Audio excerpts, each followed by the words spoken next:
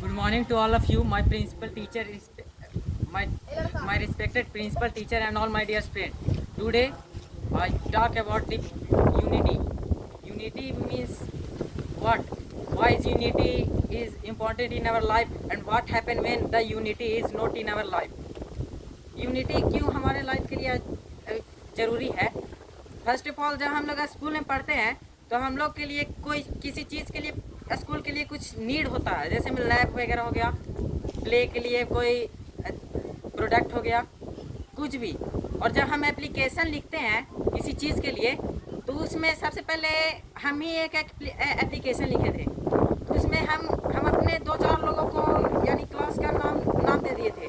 तो principal sir बोले थे कि हम इस चीज़ को मंगवाएंगे तो तुम ही 4 लोग को देंगे। हम जब तुम अगर स्कूल को अगर रिप्रेजेंट कर रहे हो तो कम से कम तो 20 या 30 लोग का नाम होना चाहिए, क्लास मॉनिटर का होना चाहिए हर एक क्लास का।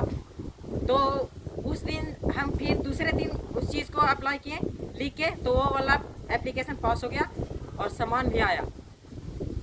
फिर और जब हम गांव में होते हैं, यूनिटी, जब कोई हमारे गांव में कुछ आपदा वगैरह आता है तो हम लोग जाते हैं ऑफिस वगैरह में। जब 1 या 2 लोग जाता है तो ऑफिसर कहता है कि तुम ही 2 लोग को इस चीज़ का ज़रूरी है। और यही अगर जाते हैं 30-40 लोग तो उसके मन में एक ना एक बार सोचेगा कि हाँ, इस गांव में इस चीज़ का कमी है, हमें इस चीज़ के लिए अप्लाई करना चाहिए, यानी आगे इस चीज़ का कार्रवाई करना चाहिए। और अगर यही अगर 1-2 लोग जाएंगे तो इस चीज़ में कोई सुधार नहीं होगा। और यूनिटी, ये हो गया यूनिटी रहने का फ़ायदा।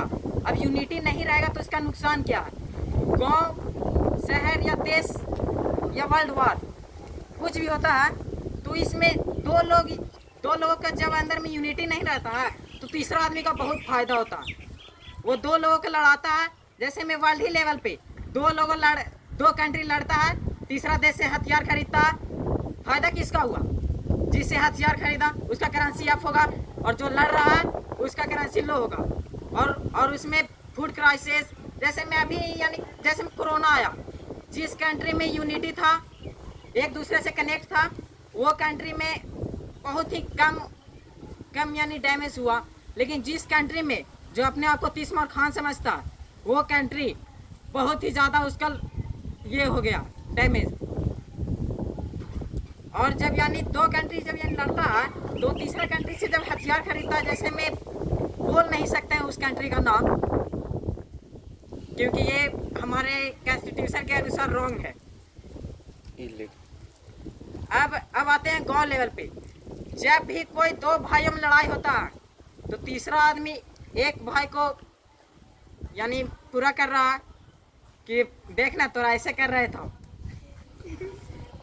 ऐसे कर रहे थे, लड़ा देगा।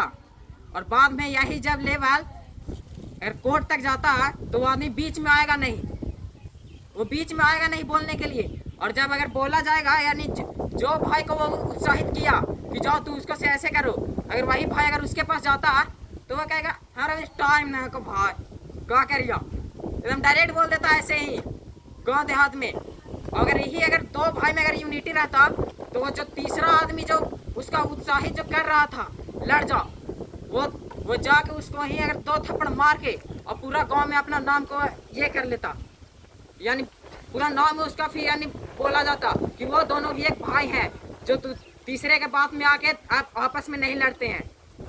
Thank you.